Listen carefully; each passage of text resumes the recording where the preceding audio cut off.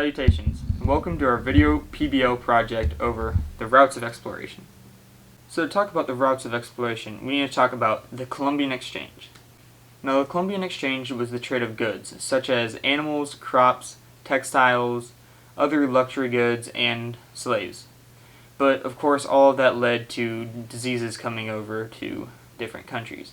Now this entire trade operation began with an Italian explorer named Christopher Columbus. Columbus led the very first European expedition to the Americas in 1492, and he landed down in the Caribbean. Columbus led 4 main expeditions to the Caribbean and Central America. Now let's talk about that.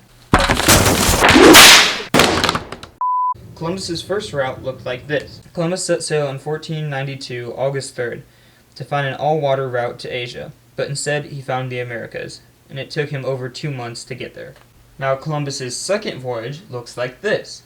Columbus left in 1493 for his second voyage to the Caribbean, but this time he was planning on expanding the settlement, telling the natives about Christianity, and attempting to trade. Here is the third route of exploration. Columbus left for his third voyage in 1498, May 30th, in search for more land mass in the south of the Caribbean. This time it wasn't just one ship, but 6 cargo ships for the exploration to the new land. The main reason for the third voyage was to find new trade routes and supply the colonists. This is the fourth route that Columbus took. Columbus left in 1502, May 11th, for his fourth and final voyage to the Americas that we will be talking about today. This time, Columbus left with a number of 4 ships. He was going to explore more of the western Caribbean to find an opening that he could go through to get to India for trading purposes. And that concludes all of the Columbus routes of exploration.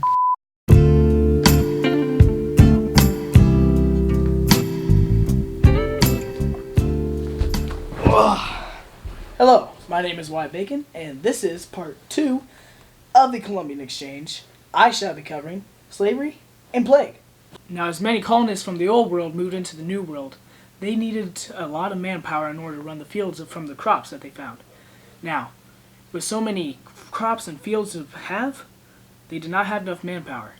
Knowing this, the Africans found out that they could sell people from other tribes, especially rivaling tribes, to the white man as manpower. Now this profited them greatly, both sides. It did a lot of good, except for the slaves. The 2 main exports from Africa were Brazil and the Caribbeans, followed by 10% to the Americas and a tiny sliver to the Europeans. Now these were all used into either clothing or crops. In Brazil, they mostly farmed sugarcane.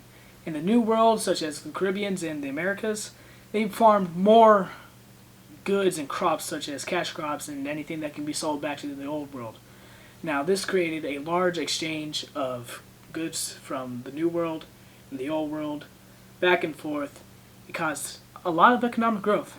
Now if it wasn't for all this growth, if it wasn't for the slavery that caused all this growth, we wouldn't have America as it is today.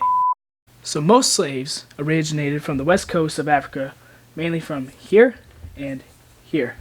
These slaves were shipped off from Africa to places like Brazil, the Caribbeans, a small portion to the United States, and the ever so slightest amount to Europe. Fun fact, only about 10% of slaves were sent to the Americas. Now for plague and diseases. When the Columbian Exchange happened, there was a very, very large migration of people from the old world moving into the new world in search of hope. Now this was great except for all of the pathogens taken from Europe and places like India over to the New World, which has not experienced such diseases yet. The New World was actually relatively safe and healthy.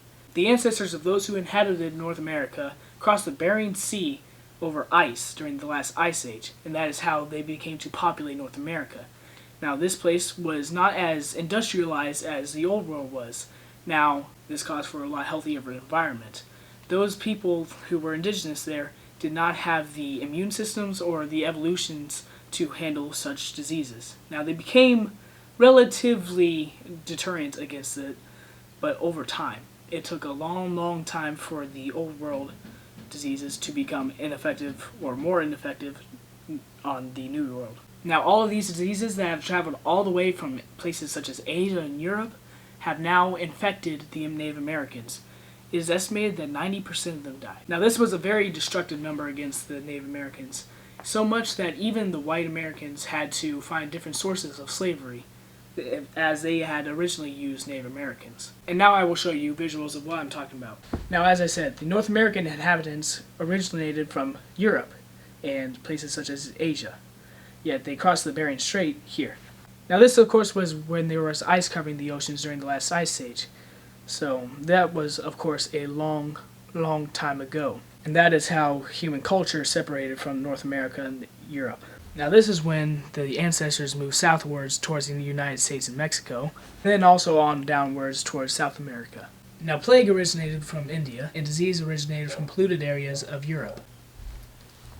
Now as the Great Migration moved westward, now this carried many plague and disease-infested carriers, to North America's fate of heavy Indian losses.